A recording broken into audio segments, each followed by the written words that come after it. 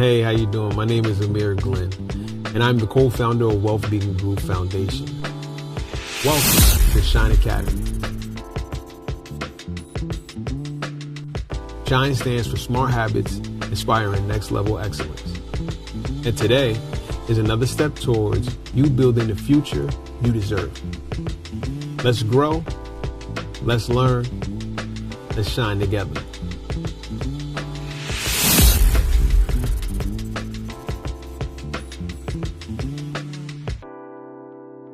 Okay, so we are at week 3. So once again, thank you so much for your patience today. We are at week 3, credit confidence. So we're going to start with just a quick review. So last week we talked about budgeting builds awareness. Understanding where your money goes is the first step to taking control. Align spending with your values. Your budget should reflect what matters most to you. So that's very important, as we've discussed several times. And then consistency creates progress. Small habits like tracking spending and saving regularly lead to long-term financial stability. Trust me, saving $25 every week is better than being $300 in the red on any day. Okay, so small habits definitely build and are consistent. So before we zoom is to the left. Yep, to the left. There it is. So before we move forward, are there any questions from last week? Because last week we really covered budgeting in a real way. And does anybody have any specific questions regarding their own? Because I believe the homework was go through your own budget, review your e-statements. Did anybody see anything that kind of jumped out to them that felt a little off, or like had a question about how to kind of conquer certain situations? Any questions on that? Are we feeling good? Feeling good? All right. Eye open. Oh, you reviewed the e-statement, huh? Okay. All right. We'll see. Well, let me find out you and me be as far as at the same time. You know what I'm saying? So here's the other piece of it.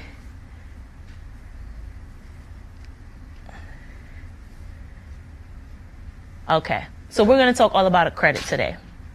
So the FICO score. So this is something that we're all familiar with, that triple digit number. Okay, it ranges from 300 to 850. And let me ask this actually before I go into that. Who knows their credit score right now accurately? Who knows it? Who's checked it recently? Got a couple of hands. Okay. And you can just say, are you happy with that number, or would you like to see it go up? Definitely up. Okay.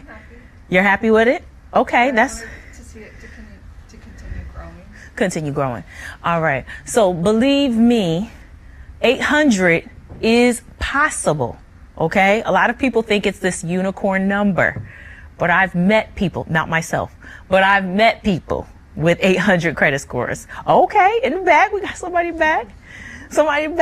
800 credit scores are possible. So I don't want you to feel like that's something that's alien to you, that it's out of your reach.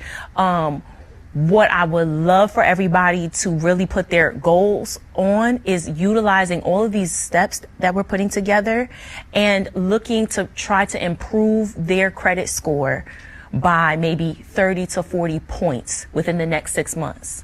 Okay. That is completely doable. All right. So wherever you are, the goal is, let's try to make that 30 to 40 points. And I guarantee you, you wouldn't believe the easiest way to actually do that. Does anybody know? To actually help towards that 30 to 40 point jump. No? I missed the question. The question was, does anybody know the easiest way to contribute to a 30 to 40 point jump?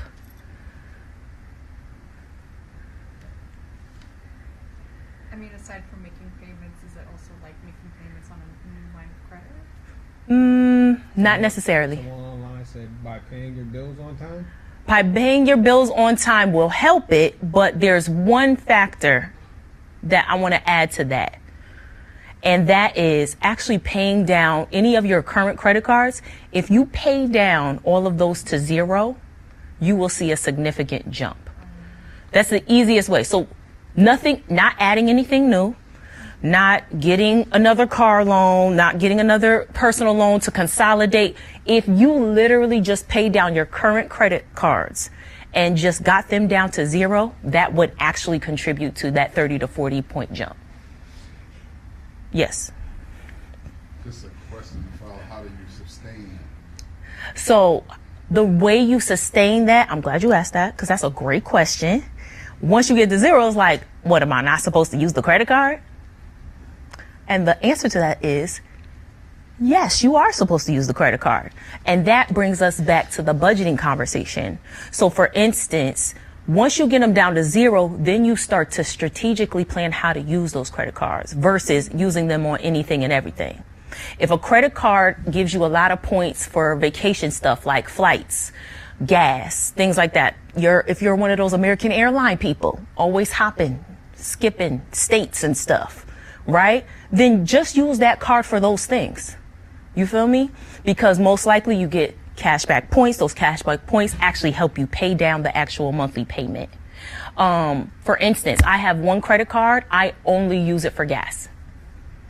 And I get, 2 times the points back on that every time I use it for gas. I have another credit card. I only use that credit card for groceries. I have another credit card that I only use for business expenses. So it's built into my budget. So now, to answer the question directly, because I've already budgeted how much I'm going to spend in gas, that money, liquid money that's in my checking account, when it comes time to pay the credit card, it's already there to pay it off. So if you stay within budget on those credit cards, you have the liquid cash out here to pay it immediately. Then another thing, because I get paid bi-weekly, I actually pay my bills, credit card bills, not the ones that are monthly, credit card bills twice a month. So I'm using it, because if you don't use it, does anybody know what will happen eventually? If you don't use it and you leave it at zero, They won't close it? they're going to close it. Why? They're not making money with you. They're trying to make money off of you. That's the whole point of the credit card. Remember the interest rates, what they start at? I said credit cards are the most expensive what? Loan. Credit cards start at 18.99%. They go all the way up to 38. Okay? And I'm talking about American Express. I'm talking about the best, the creme de la creme is out here 20-something, 25%, 23%. It doesn't matter. They know that this is something that is going to be a convenience for you and that you're going to use it. That's why they use it. You have a question? Yes, go ahead. All that you're saying, does that all be the same for a person that's retired? Yes. Credit cards move no matter where you are, the same way. So the truth about credit is, or all about credit is, this represents the history of how you pay your bills and how much you owe. So there's those two factors, huge factors. How do you pay your bills? Do you pay them on time?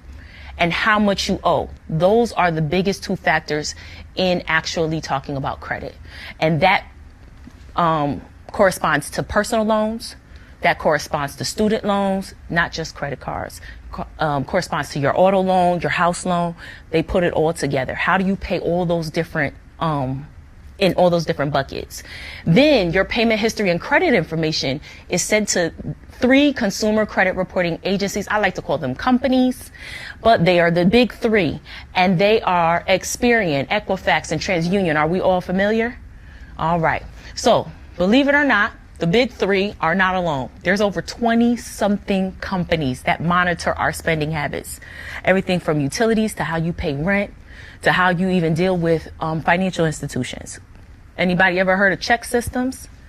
Check Systems is actually a company that tracks which banks you owe. So if you try to go to another bank and they run they ask you for all this information, they're checking to see if you owe somebody else before they open up an account with you. Banks can tell you no too. Nah, you can't bank here.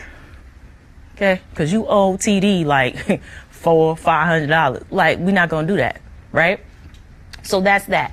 All lenders do not report to all 3 agencies. That's very important to note. Let me tell you why. Who recently has bought a car, is in the market for a car? Somebody in the back? In the market for a car? Okay. The bank that you're looking to pick up your auto loan, hear me out, ask them, where do they pull their credit reports from? Have you ever had all 3 credit reports with the same score number? No. They're all different, right? Some banks, you can actually check which banks check what. So some banks pull from TransUnion. Some banks pull from Experian. Some banks pull from Equifax. And the beautiful thing about that is you can ask them who they pull from and then decide whether or not you even want to apply for a loan from that bank. Or you can look up and say which banks pull from Experian because that's the highest score that you have. You feel me? So this is why this is important to know that not everybody actually reports to all 3. This is why your score varies between the 3. Any questions on that? What about credit unions? Credit union, same thing. Yep, we pull from specific ones. Yep. And the beautiful thing about going to the bank first versus going to the dealership first, right, is that you actually kind of lock in your situation. You can ask the bank several questions. You can ask the bank stuff like, what is the lowest credit score that you'll accept? And what percentage will that be at? Right? Why even attempt the hard inquiry if they don't go any lower than 680 and you're at 650? You can get the car, but with somebody else, but they'll run your credit about 1, 2, 3, 4, 5 times until they find a bank that's going to pick it up, because their only purpose is to get the car sold, because they get their money up front and you pay the bank month to month to month. You with me? The car dealership, not your friend. Everybody hear me? They not your friend. They seem friendly, but they're not your friend. Okay?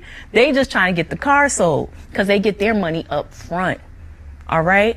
So the better way to actually kind of do this is decide who you want to bank with, who I want to take this loan out with. Do your research on where you are first. Decide who's the best fit for you, and then ask the dealership, hey, I already got a bank. Do you deal with them? Would you take the loan with them? This is who I want my auto loan to be with. You know, I'm not bragging, but Connex has some of the best auto loan rates in the state. That's true. A lot of people become Connex members because they got an auto loan with us. That's actually how they became members of our credit union. So that's just a fly-by-night tip, okay? Same thing with houses, same thing with personal loans, all that is same process. Ask the bank, who do you pull from? What kind of scores are you looking for? Who do you deal with? Ask them what their demographic is and then decide based off of your profile, what you have now, whether or not you fit it. Okay? That's kind of it's gonna alleviate the stress of sitting there wondering, waiting whether or not you're gonna get approved. You've already done the homework beforehand. Okay. So this is where we're gonna dig into it. So understanding your starting point. Where are you starting from? There are 3 different credit journeys. So the first is if you're building credit. This is if you're new to credit or have little to no history. So some people say, well, I don't even have a score. This is possible. There's adults who have said, I don't even have a score. You're in this bucket. 2, rebuilding credit. You've had credit before, but your score needs improvement. When I say needs improvement, if we were to go back, so down here, you'll see the scores. So poor credit is 300 to 579. Fair credit is 580 to 669. Good credit is 670 to 739. Very good credit is 740 to 799, and excellent is 800 to 850. So if you're here on this tier here, the poor and the fair, you probably want to seek to get to the next tier, this good or very good, right? With that being said, then you're going to be in the rebuilding credit. This means that you have a track history, but not everything is peachy. You know what I'm saying? It's not all roses over there. You know, it could be some work. So you're rebuilding, right? Or there could be a gap. Here's another reason why some people's credit scores drop. So student loans. Student loans are coming back, right? Here's another example. Student loans are saying now you owe, now you pay. Or, a lot of people don't consider this, you have a credit score history that says 20 years because of a student loan that you had when you was in college, right? That dropped off. And now the next account you had was 10 years later. So your credit history went from 20 to 10. That could actually put you in a space of rebuilding. You didn't do anything negative. Accounts just fell off the report. Does that make sense? Yeah. So rebuilding doesn't mean bad. It just means you might be in a space where there's certain factors, where there's gaps, where there's incorrect information that might be affecting you. Here's where people feel like they are. So the reason why I'm explaining this is because a lot of people feel that they're in the 3 bucket in repairing, and sometimes they're really over here in rebuilding. So number 3, you have negative marks, collections, missed payments, charge-offs that need to be addressed. Now, it's not always perfect, so some of us are here, and some of us are here, and some of us are there. In any one of these categories, if I told you there's hope in all 3 categories, would you believe me? Probably because I'm the authority and I'm standing up here, correct? Okay. But I want you to believe me because it's actually true. A lot of people, because I've been here, okay? I've been here, and I've also been here. And the thing is that it's just a different strategy in each bucket to get to where you want to be. All right? So repairing credit, if you're in this space, trust me, it's not over. Life is not over if this is where you are, okay? I don't want you to feel that way. There is opportunity there. So before I move on, just a show of hands, who feels like they're in the number 1 bucket? Okay, everybody's, okay, the number 1 bucket. All right, who feels like they're in number 2? All right, who feels like they're in number 3? All right, so pay attention because I'm about to break down all of that for each particular bucket. Not after this, though. After this. What matters with credit? So this is important to note. These are the things that credit is considered in. Credit cards, auto loans, mortgages, insurance, and other forms of credit. We might as well add to that. Now they're checking your credit as well for living, housing situations. So not just mortgages, but renting. You don't even own it, they checking your credit. So over here, that's actually added to that bucket. You know, another place that they're checking your credit, which is kind of unbelievable to me, employment. Employers are now starting to check your credit, right? They're using it as a vetting process.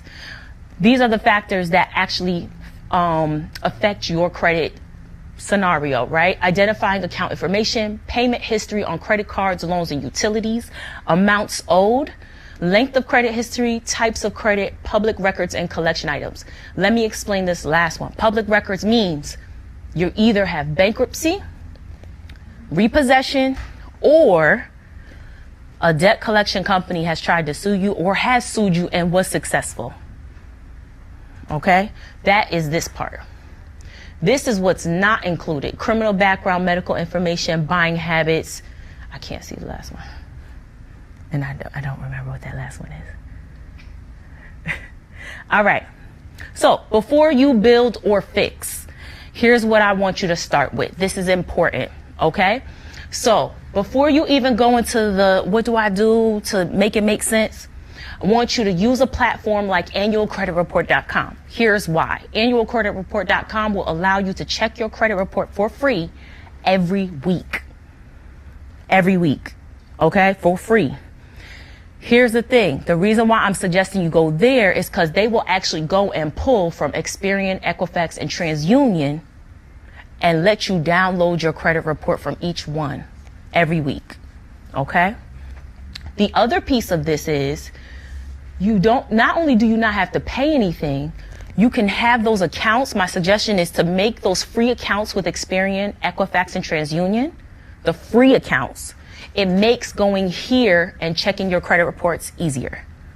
Everybody with me on that? Okay. Then I want you to know your current credit score.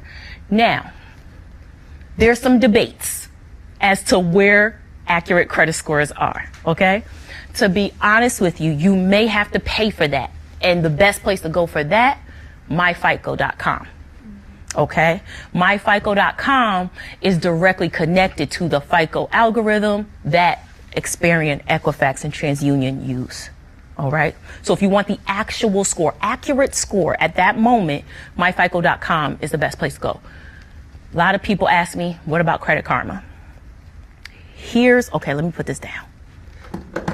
Here's the thing about Credit Karma. It is not bad. Okay? It's not bad. How many people got Credit Karma? Because I have Credit Karma. Okay. Credit Karma is not bad. Here's what it is. Credit Karma checks your credit score more often than anybody else. This is why it is not as accurate as you think it should be, or it feels like it's off. Okay?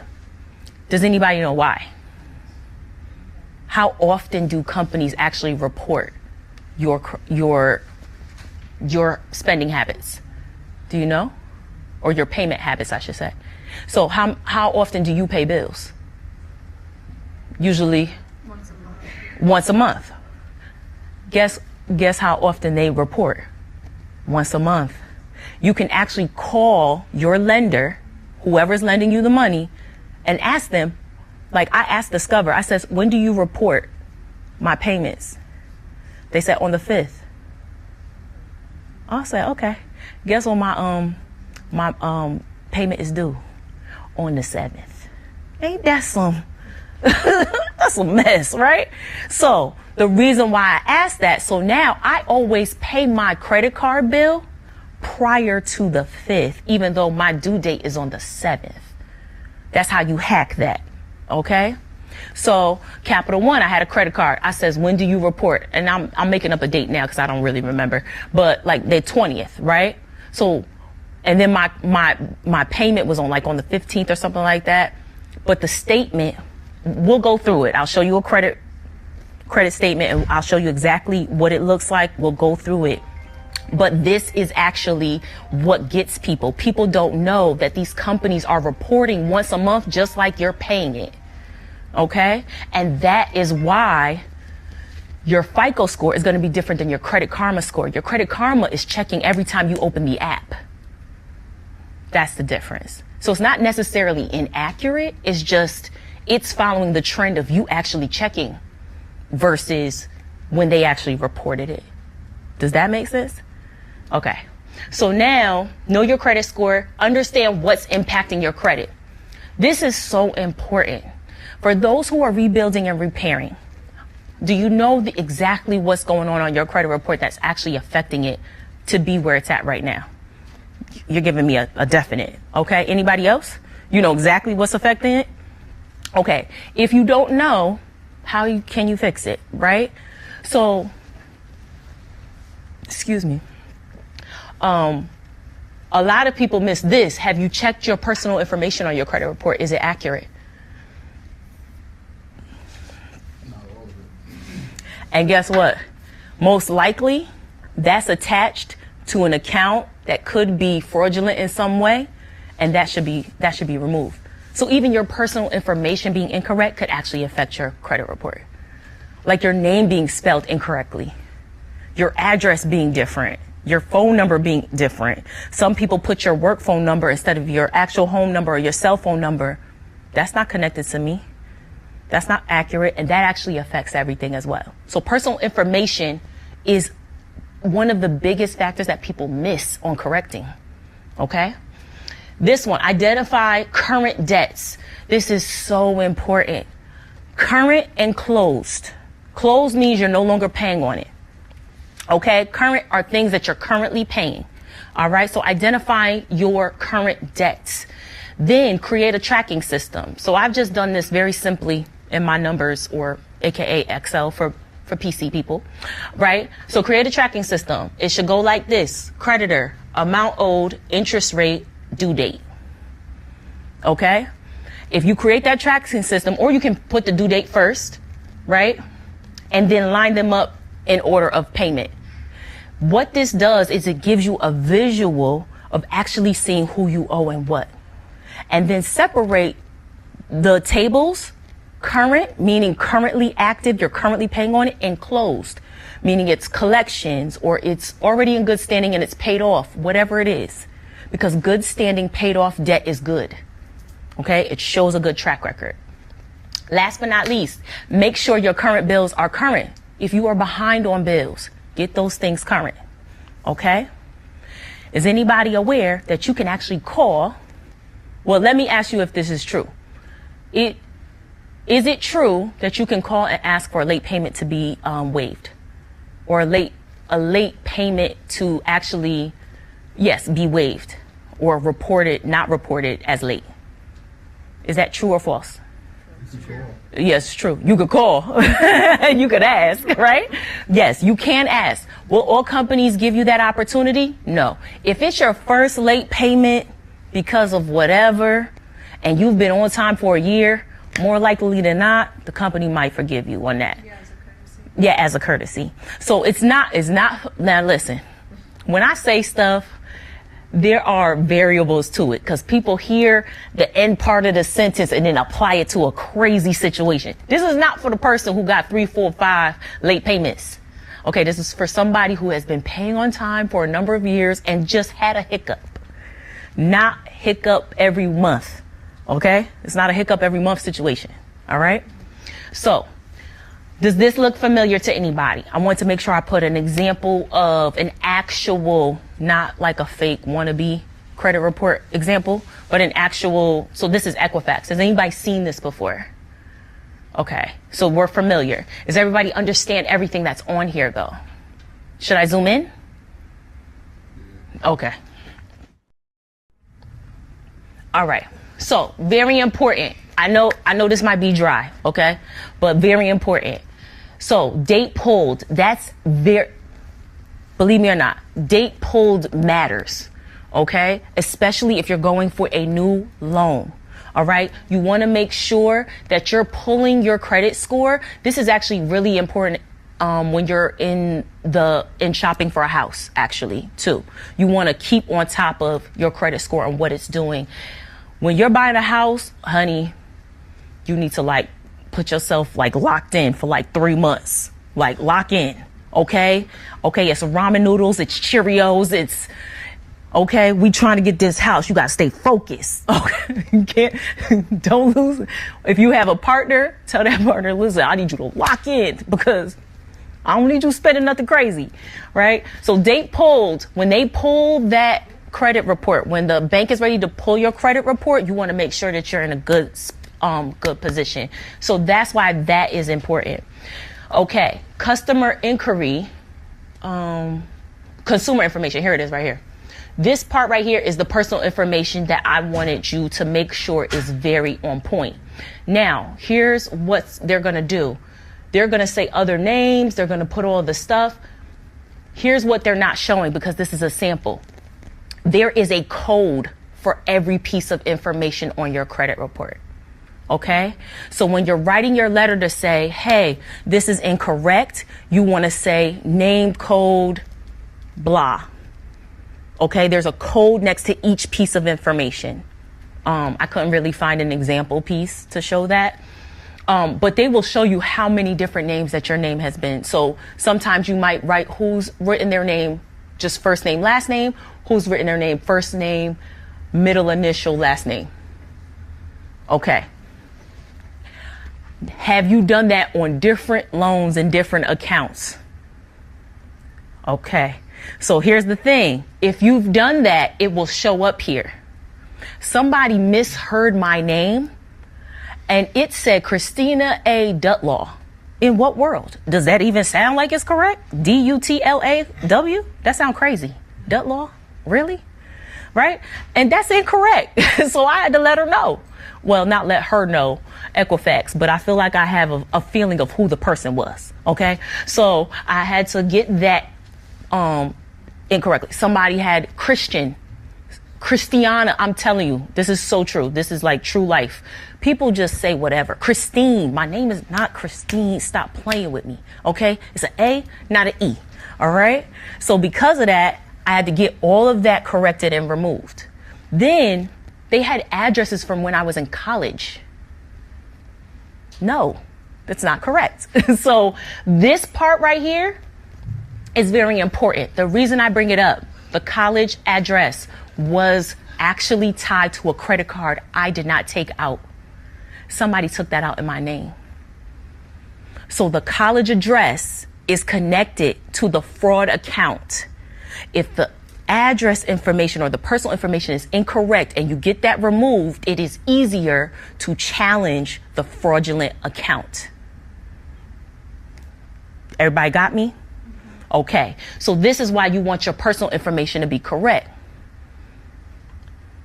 Okay? I know it's dry, but I gotta break it down. Okay? Then you have all of this stuff here.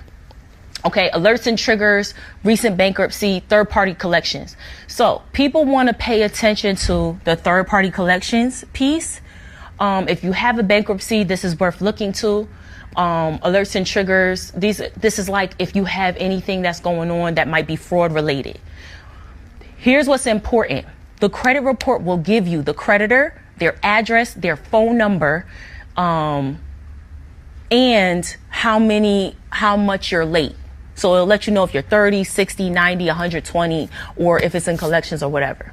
This will also let you know, sometimes it will let you know the original creditor. So it might be CSC. Anybody got a letter from CSC before? CSC is popular, okay? CSC, but the original creditor was Capital One. Okay, there's a reason why I am mentioning this. If a debt collector calls you and he says you owe an amount, what is your natural reaction on the phone? Hang up. Who are you talking to? Hang up. What about why people online? What's your natural reaction on the phone? Hang up is crazy. Hang up. I don't know what you're talking about. Who are you looking for? Right? That's our avoided behavior. We avoid, like, I don't know what you're talking about. Right? But here's the crazy part about that. The crazy part about it is if it's a collector of debt, you want to look positive. It looks better when you pay your debt. Okay? You don't want to remove accurate stuff. You want to remove inaccurate stuff. But you do want to pay your debt if it is a real debt. Here's the caveat. If it's a collector or a debt collector and it's not the original creditor, let me ask you a question. Are you going to pay them the full amount or are you going to negotiate? Negotiate. Yes, you're going to negotiate. Never pay a debt collector a full amount. Let me tell you why. They did not pay the full amount. Why am I going to give you the whole amount I owe? The original creditor has already written you off. You are now an asset, not a liability anymore. They've gotten a tax break. Okay, they're fine. They're millionaires still. Okay, we're not worried about them. But the debt collector is going to tell you you owe $3,000 because that's how much you owed Capital One. The debt collector barely paid that. Okay, so the original creditor just wanted a little money real quick. I'll sell you this contact right quick. Now you are protected if they harass you, and I'll give you those laws and all of that in a second. If they harass you, if they try to contact a family member to get to you, that's illegal. That's illegal. I don't have any writer. I don't got nothing to write with, but that's okay. There's an annotate button right there. Oh, right here? Oh, You might need to press this is not touch screen. I don't think this is really touch screen. I thought it was touch screen. All right, no. But the point is, I'm gonna tell you all the laws. You are protected. They can't go ask your spouse or your sister or your brother or anything like that. Texting you, you have to actually accept that they can text communicate you. You have to accept it. Even on the phone, the debt collector is, you never heard of the debt collector before. And they say, what is the common phrase that they say when they pick up the phone to call you? When you pick up the phone, what is the common phrase that the debt collector says? Yep. Am I speaking to Michael? Right.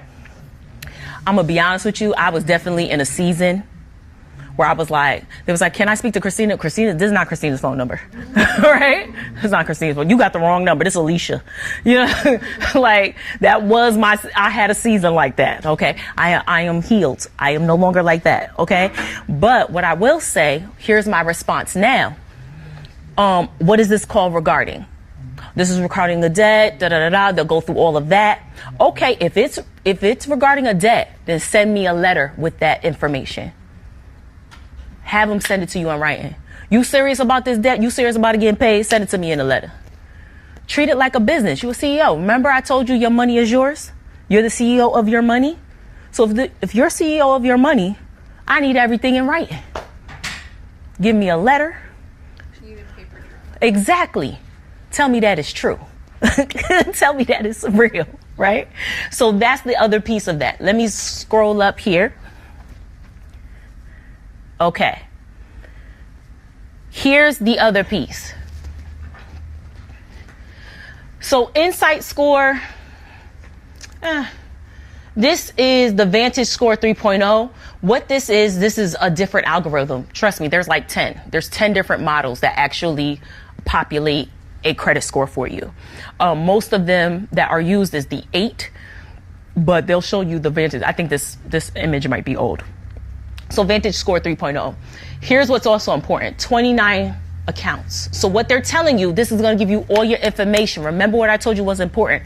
Length of credit history, all that good stuff. It will tell you length of credit history. Average account age is 7 years and 11 months. Oldest open account, it will let you know. Most recent account, it will let you know. Then it will break down revolving, installments, mortgage, lines of credit, other. Okay? This is very important to know. You buying a house, you buying a car, you want to know these things. Then it kind of lets you know, hey, you got $32,000 of revolving debt. I just hope it's not in debt, but other installments. The reason why that's important, if you have 5 different credit cards and the total is 50, one is 5, one is 10, one is 15, up until it makes 50. The credit world looks at the total amount, not each individual credit card. Okay, so you could have one maxed out and all the other ones at 10%, and you'll be under 30% utilization. And that will make sense in a minute. I'll get to that next slide. Are there any questions on how to read your credit report? No, I know that was a little tedious.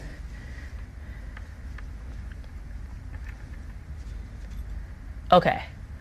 So this is the important slide. What makes up your credit score? 35% is your payment history.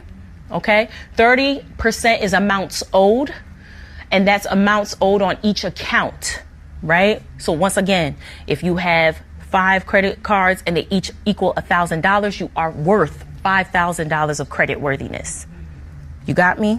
So what happens is if you max all those cards out, you've maximized your utilization.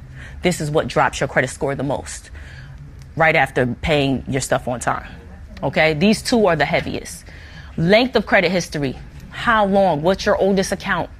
And this includes good standing account and a bad standing account. Doesn't matter which one, good or bad doesn't matter. Just what is your oldest account that's on your report, okay? Then last but not least, this is 2 10s. Types of credit and then 10% new credit. So 10% types of credit and 10% new credit. Types of credit, is anybody familiar with that term? Anybody familiar with that term online? Do you know the different types? What that would be? Anybody? No? Like behind the credit and stuff like that? So yeah, so it's along those lines. So credit cards is one type of credit. Personal loan is another type of credit. It's considered a term loan, right? Car loan, home, mortgage, all considered types of credit.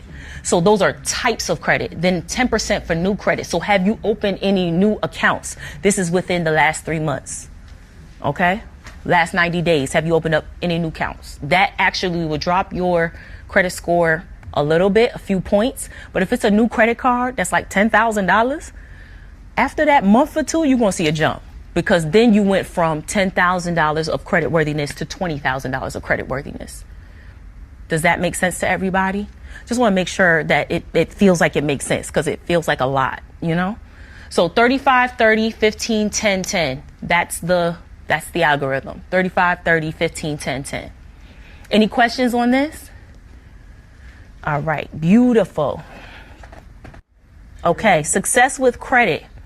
So for those who are in bucket 1, for my people who are building credit, okay, my number 1 bucket people, does anybody know where to start? Has anybody heard anything? How do you build good credit? Any rules of thumb that anybody has, or anything that you've heard through the grapevine, what your mother told you, what your grandmother told you? Anything specific that sticks out? Or we just out here in the streets? That's what we doing? Just out here just trying to survive? Nothing? No rules of thumb? Secure credit card. Secure credit card is a great way to start. And guess what? That's good for all 3 buckets. Secure credit cards. Trust and believe. Even the repairing. Okay? Another good way, and I suggest that only people who have strong, everlasting love try this method, okay? Meaning y'all need to be tight, locked in, okay, before y'all do this, okay?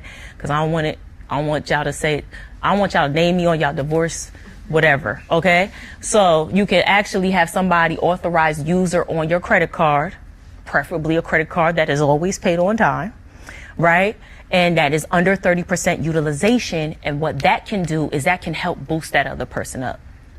This is great when you are, once again, I know I keep referring to buying a house, but buying a house or with Wealth Beacon, it's the whole point, right? So worth mentioning. So buying a house, trying to get yourself right.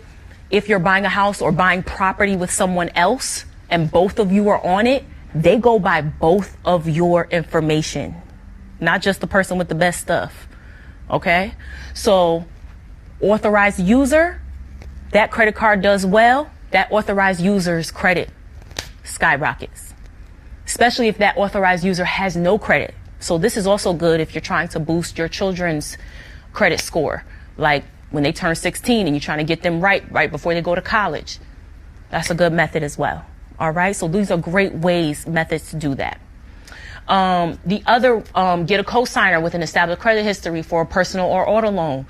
This is, once again, love like no other needs to happen here. Okay, we need to be locked in to do this. Okay, because I don't want no breakups, and then then we had Judge Judy. It's real, Okay, so then there's that. Here's where people forget that they actually have protection. So protecting your credit. I highly recommend, if you are going through this process of trying to figure out where your credit is, doing all of this, I want you to log into Experian, Equifax, and TransUnion, and I want you to freeze it. Okay? You have the power to freeze it. Can't anybody freeze your credit but you. I want you to freeze it. I want you to download your credit reports, and I want you to go through everything. This way, nobody can check anything. Nobody can view anything. You can freeze it, and it will stay frozen until you unfreeze it. Yes? The amount of time, is there a certain amount of time for that to happen? No, there actually isn't. You go in there, you freeze it. You go in there, you unfreeze it. What I like to do is, what I would suggest, that's a good tactic if you're getting ready to buy something large. So a car, a mortgage, lock it on down. Get everything in order 30 days prior to going into that process, right? Because you don't want anything binging coming up, especially if you feeling like you feeling like that person, you know what I'm saying? You her, because you got 750, 725, 710, you that person just walking, right? So that's where I would suggest the freeze. But this is a great way to freeze things. Freezing gives you the opportunity to review, to reflect, to actually go through things without anybody bothering your credit, bothering your information. If you receive a credit card you did not apply for, call the number on the card immediately and report this as a fraudulent account. And this is just a good tip, because I've used this. Has anybody gotten promos in the mail for credit cards from banks and credit card companies that you never even heard of or didn't ask for? Okay, because your information is being sold. This is why you're getting it, right? So I have done this and it's worked. Opt out of pre-screened offers of credit.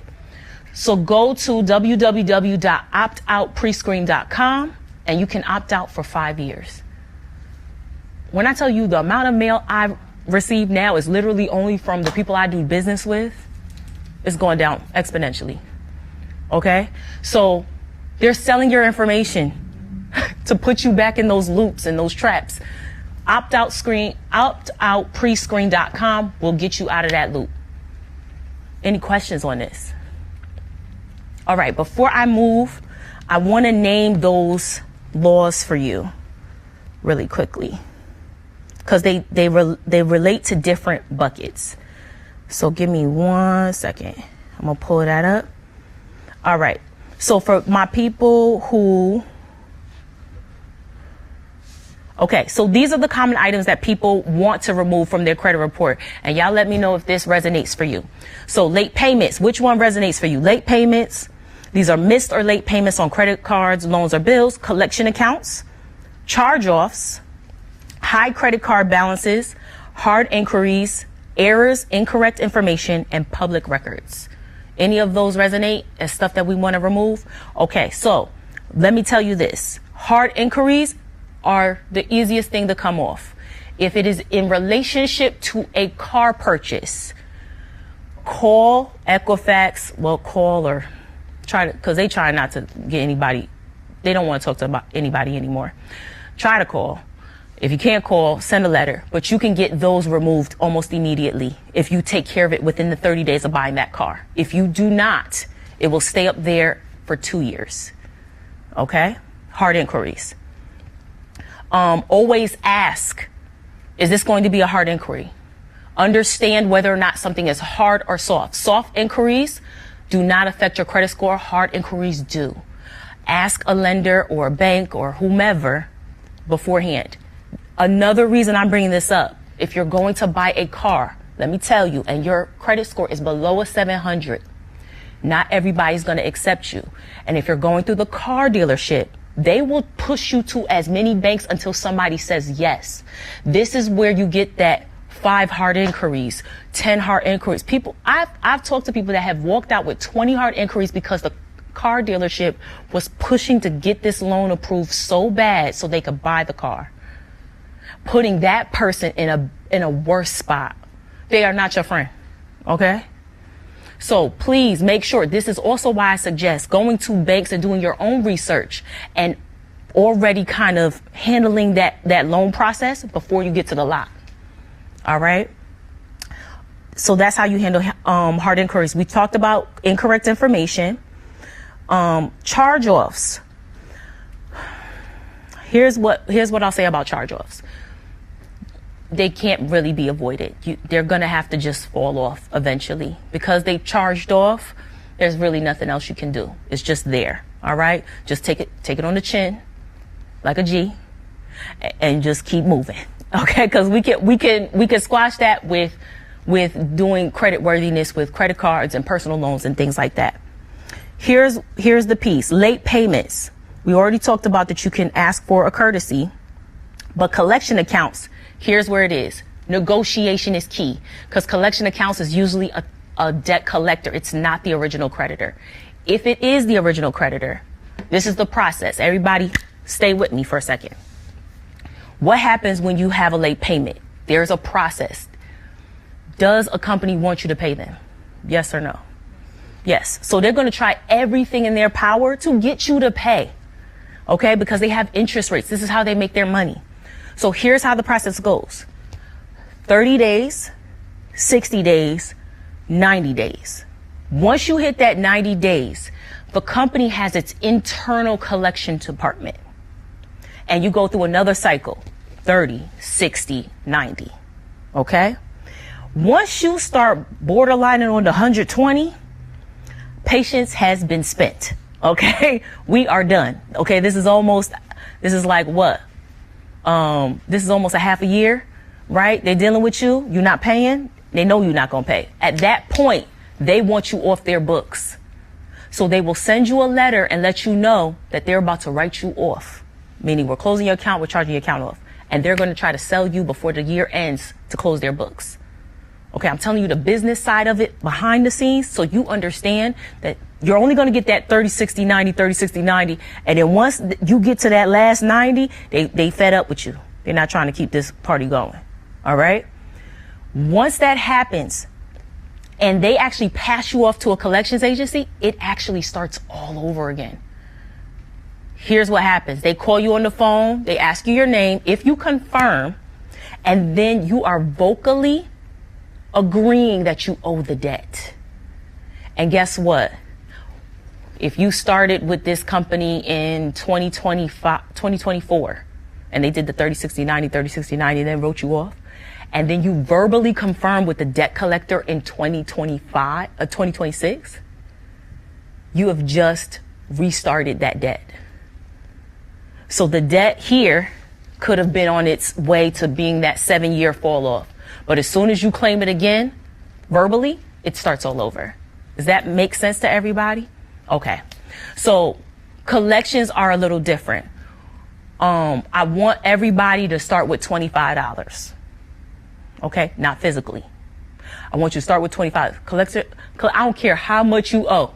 Say you only got $25 to spare. I could pay you $25. Well, the debt is $750. I got $25 right now if you want it. Okay? Put in your mind what you want to stop at, right? In my head, it's $75, right? So I always start with 20. Well, we can't do it for $25. Well, talk to your boss. When I tell you they will go back and forth with their manager and negotiate with you until there's a number that feels comfortable for everybody, I have literally started with $25. I think the debt was $300 something. And I went back and forth and she was like, well, ma'am, we can't do that. I says, well, I can't do nothing more than that. She's like, well, let me talk to my boss. I says, well, talk to her then, right? She goes and talks to the boss, comes back. Well, can you do $250? No, but I could do 50. I went up in $25 increments. Okay. Then she comes back and says, we can't do that. I said, okay, well, listen, I got $75 for you right now. I can't pay you no more than $75. If you want this money, let's make the deal right now. We can't do that, ma'am. Okay, well, I guess you're going to have to keep calling me then because I'm going to hang up. She's like, wait a second, let me talk to my boss. She goes back, comes, okay, we'll do the $75. I says, oh, okay. I'm going to need, write this down. I'm going to need an email, right? I'm going to need an email saying that my debt has been satisfied, okay? Or a letter, but say email, and then I want it mailed to me as well, all right? Then I need to know when you're going to report it. What date are you going to report this done? All right? That's how you handle a collection situation. Also, there's another Go ahead. Another cool fact is, during the negotiations, you can negotiate them to take that off your credit. That's a good one too. Yep. So you could be like, hey, I'm willing to pay you $75 Yep. today, but I'll pay you an extra $25 if you take this off my credit. And that's the way you legally get stuff removed. People are removing stuff that's actually accurate, which is actually it's illegal. All right. So here are the laws. Consumer laws that protect your credit. There's the Fair Credit Reporting Act. That's the FCRA. This ensures information on your credit report is accurate and fair. This is why your information being incorrect is illegal. That's why you have the right to correct it. All right. Fair debt collection practices. This is the FDCPA. All right. This protects you from debt collectors. This is the one that protects you from being harassed. Okay, them calling you all types, because they get wild, because they get paid. I'm sure they get paid on commission or something, the people doing the collecting, and they get wild. Well, if you don't, you can't harass, you can't threaten me. That's harassment. Okay, so that is protection. Requires collectors to verify debt upon request, right? If you're using this in real life, requesting proof of collection is valid. So you can say, listen, this is why I'm telling you. They call you. Okay, you say I owe this, mail it to me. What do they need to actually mail you the letter? Your address. And if they don't have it, they can't mail it to you, which means they probably got this fraudulently. Okay? So that's how you make them verify it. Then from there, you can fight it from there. All right. The other one is the Fair and Accurate Credit Transactions Act. This is FACTA, right? So gives access to free credit reports, meaning that Equifax, Experian, and TransUnion are supposed to let you get your credit report for free. and helps with identity theft protection. The last one is statute of limitations. This is state-based. This is not federal. It is not a removal law, okay? But this is how it goes. Late payment, 7 years. Collections, 7 years. Charge-offs, 7 years. Bankruptcies, 7 to 10 years, depending on type. Any questions on that? Can you run that back? The years? Yeah, late payments, they stay on there for 7 years. Collections, 7 years. Charge-off, 7 years. But bankruptcies can stay up to 7 to 10 years, depending on the state that you live in and the state laws. I have a question. Yes. If you negotiate with them to say that the debt is satisfied, Mm-hmm. that will still be, so they'll send you the information, and then how does that report to the credit union is my first question. And then the second question is, even if it's satisfied, will that still show on your report as late, missed? So showing to the credit union is like showing to the report. So the credit union or the bank doesn't care whatever's on the report. Okay? So what happens is that they will report as satisfied. It won't say good standing. Good standing is with the original creditor. So they will say debt paid, or pay, if you paid it for less than, they'll say partially paid. So it will actually say how you paid it, right? But it will say that you paid. But Amir's point that you can negotiate getting it taken off altogether is a great point. But here's where that also goes too. If you negotiate to have it taken off, think about where your next point on your credit timeline is, your next account. Because if you take it off and your next account is 5 years down the line, you've just shortened your credit history from like 10 to 5, if that makes sense. So you got to weigh the options. Is credit history, credit length huge? No, not huge. It's 15% though. So what's important? These are your next steps. Okay, here's your credit tip. Review each report and report any errors to the credit bureau. A fee may be charged to obtain your FICO score. That's at myficoscore.com. Here are all the big three. Annualcreditreport.com. They also have a customer service number. CFPB, Consumer Financial Protection Bureau. That's cfpb.gov. That's where you actually send the letters for your disputes. Okay, when you want to change your information, when you're disputing a late payment, when you're disputing a collection or some account that's fraudulent.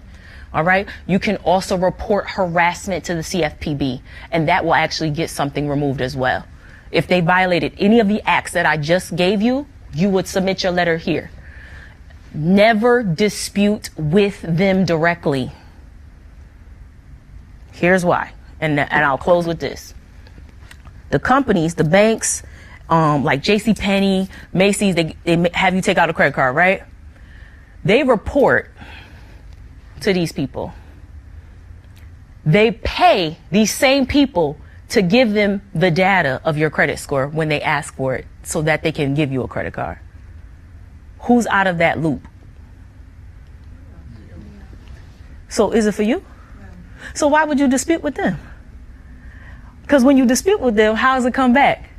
No, you still owe this. Because they need you to owe it. And if they can have you owe as much as possible, if your credit, they actually profit off your credit score being bad. Because if your credit score is bad, what goes up when you take out stuff? The interest rate. Your interest rate goes up. A $35,000 car is going to be different for somebody with a 725 credit score than it is for somebody with a 580. Both of those people can buy that car, but the person with the 580 will pay an interest around anywhere between 12 to 18, depending on the bank. The person with the 725 will probably get that same car for 5% interest. So the person with the 580 ends up paying more. So these people have the system set up for you to be caught in a loop, for you to always be paying more. That's why you don't dispute with them. You dispute with the government agency that's actually made to protect you, the CFPB. The last government agency that's made to protect you. Consumers. Okay, they'll protect our shopping. Okay? That's what they'll protect. All right. So that's it for me today. I apologize. I went a little bit over. I wanted to just make sure I really went through everything as great as possible. Are there any questions on any of the things that we went over? Nope. Everybody feel good? All right. Well, thank you so much for your time and attention today. I know this is a little drier of a presentation, but it's very important to kind of just understand how to read your credit report, how to understand how to pay your credit card, right? Pay within the statement cycle, never pay on the due date. And that's pretty much everything from me.